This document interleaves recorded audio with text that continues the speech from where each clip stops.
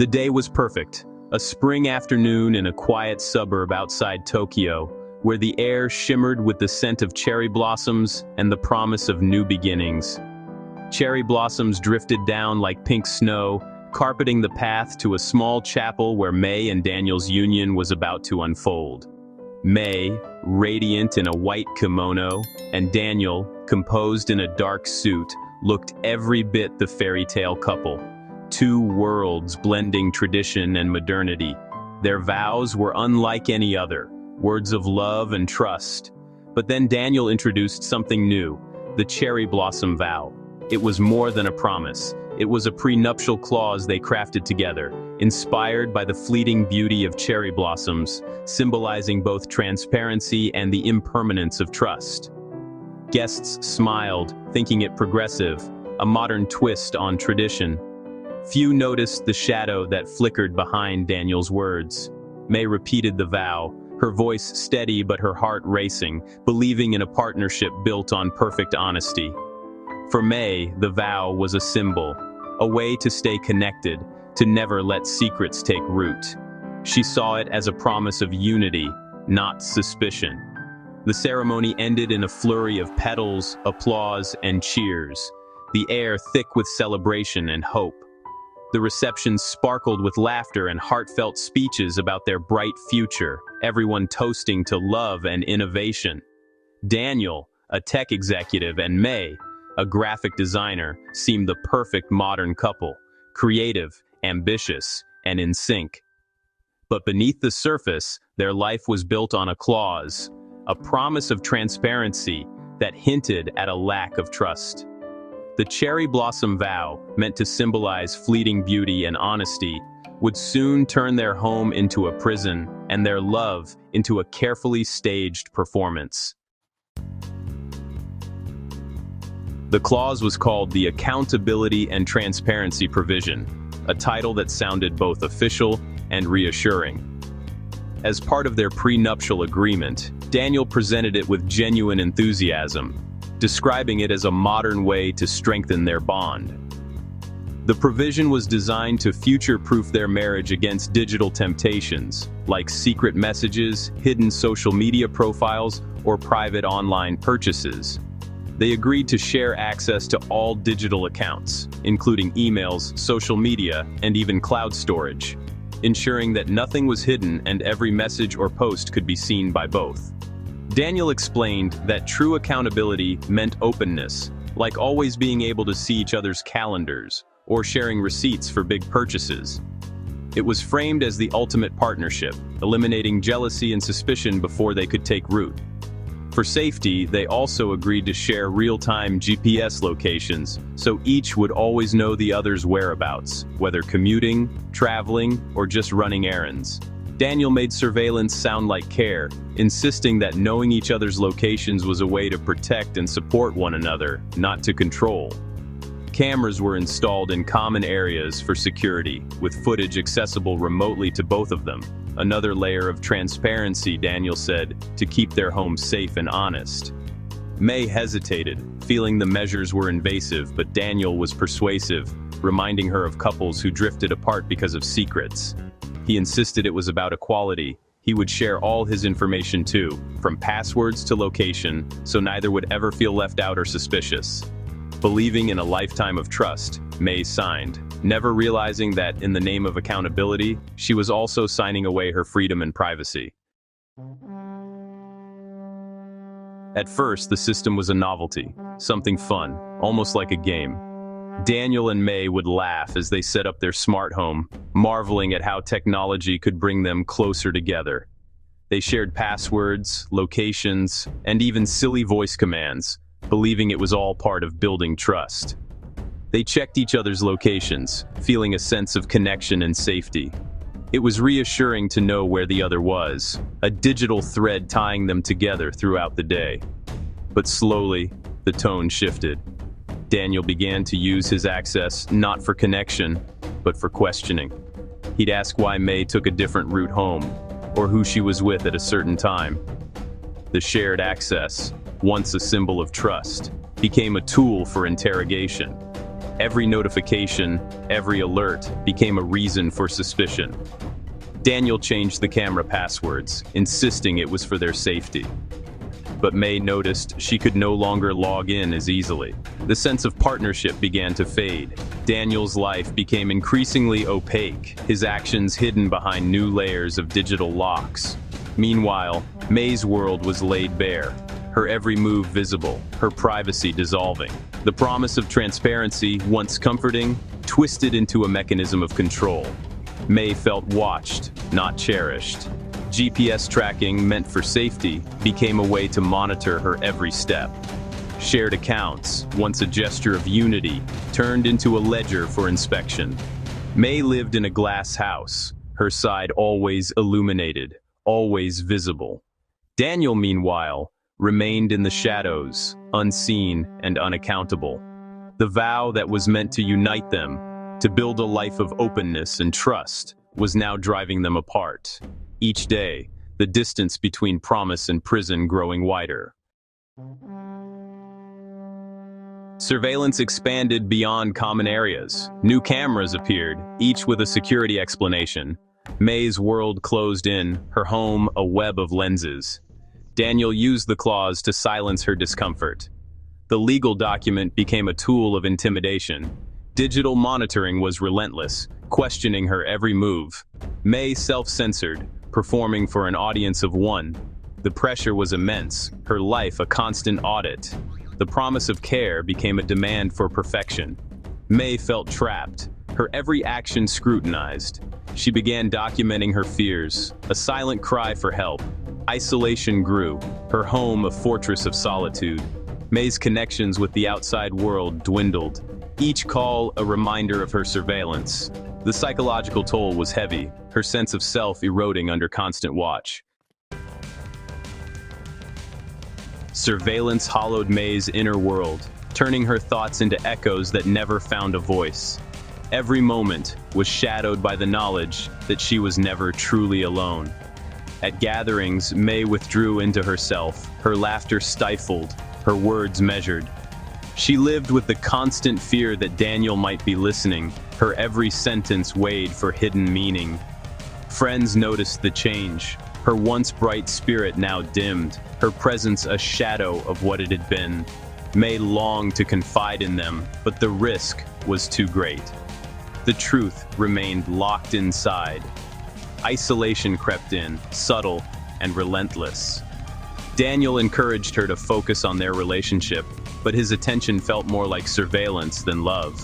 May felt herself slipping further away from the world she once knew. May's mind became a prison, her thoughts racing as she anticipated Daniel's reactions to every move, every word. Sleep eluded her, replaced by a constant, gnawing anxiety. The silent scream lived in her chest, a desperate cry for help that never escaped her lips. Her pain was invisible, but it shaped every moment, every breath. Even with Daniel beside her, May felt utterly alone.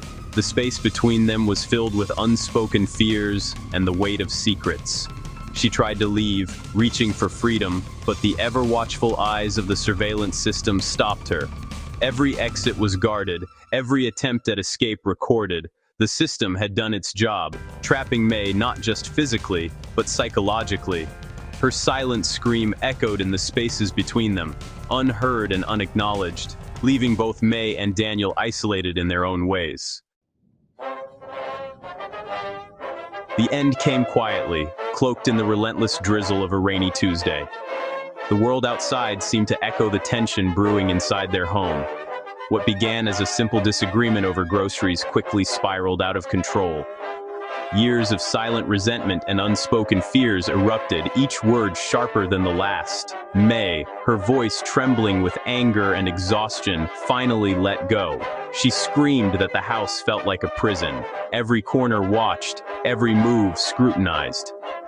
Daniel, who had always prided himself on his composure, snapped. The mask he wore for so long shattered, revealing a side of him May had always feared but never truly seen. The argument escalated into violence. In a matter of seconds, the years of tension and surveillance exploded into chaos. The breaking point was not just a moment, it was the culmination of everything left unsaid. In the aftermath, Daniel moved methodically, erasing every trace of the confrontation. He rehearsed his story, telling himself and anyone who would listen that May had simply left. He believed the surveillance system he'd installed would shield him, that the cameras would confirm his version of events and keep his secret safe. But in his panic, Daniel overlooked a single camera, tucked away in a forgotten corner, its red light blinking silently, recording everything. When the police arrived, suspicion led them to the server. Hours of footage revealed the truth Daniel tried so desperately to hide. The surveillance clause, once a tool of control and fear, became the very evidence that exposed him. In the end, the system meant to imprison May delivered justice instead. May and Daniel's case sent shockwaves through both legal and psychological communities, raising urgent questions about the boundaries of consent and the misuse of legal language in intimate relationships. The case exposed a critical distinction between genuine transparency and covert control, especially when legal documents are weaponized. True transparency is mutual and voluntary, never something imposed by force or hidden within legal jargon. Daniel disguised his need for control as a quest for openness, embedding surveillance clauses in their marriage contract under the guise of transparency. The provision existed in a legal gray area, technically signed, but May's consent was coerced, not freely given. Experts quickly identified red flags of coercive control, noting that legal agreements can be manipulated to mask abuse. Isolation, constant monitoring, and emotional degradation were tactics Daniel used, hidden behind the legitimacy of a signed contract. Technology amplified his control, transforming their home into a digital cage, an all-too-common reality in modern abuse cases. The case ignited a national conversation about the legal and ethical implications of technology in domestic abuse, echoing real-world cases where surveillance clauses have been challenged in court. Surveillance tools, when misused, can turn smart homes into prisons, prompting lawmakers and advocates to push for clearer protections and greater awareness of digital coercion in relationships. The tragedy unfolded in a peaceful suburb where tree-lined streets and identical houses promised safety and comfort. On the surface, everything seemed perfect. Families gathered for barbecues, children played in the fading light, and neighbors exchanged friendly waves. But behind the modern facade, May lived in constant fear. Each night, as the neighborhood settled into quiet, she felt the weight of her isolation grow heavier. To the outside world, May and her husband appeared to be the perfect couple, always smiling, always together. Neighbors admired their well-kept home, never suspecting the pain hidden behind closed doors.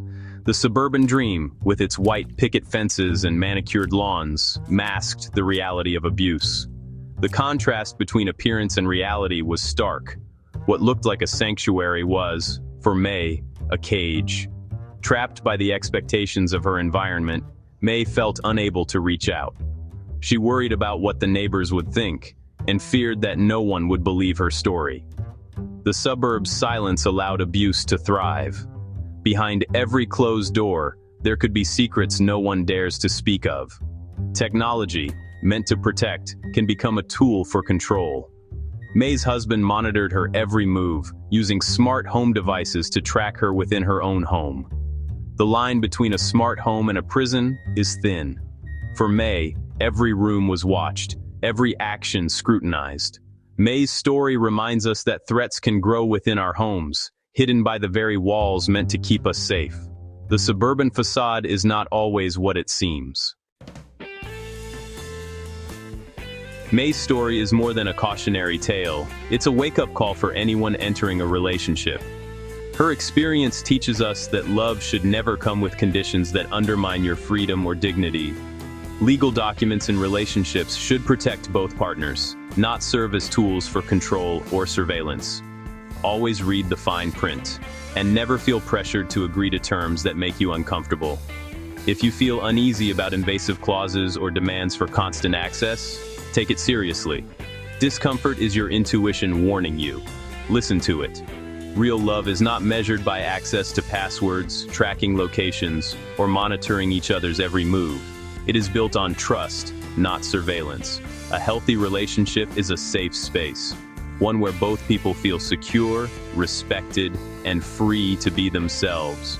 Learn to recognize the red flags of coercive control, even when they're disguised as acts of love or concern. Jealousy, excessive monitoring, and isolation are not signs of affection. They are warning signs. Isolation, constant monitoring, and belittling are tactics of abuse that can slowly erode your sense of self. No one deserves to feel trapped or watched in their own home. If your relationship feels more like a prison than a partnership, reach out for help. You are not alone, and there is support available. Organizations, hotlines, and support groups exist to help victims of abuse reclaim their lives. Don't hesitate to seek guidance or confide in someone you trust. Let May's tragedy inspire us all to foster relationships rooted in love, trust, and respect. Love should be a sanctuary, a place of safety and growth, never a cage. Remember, you deserve nothing less. Stay vigilant, support one another, and always choose love that uplifts, not confines.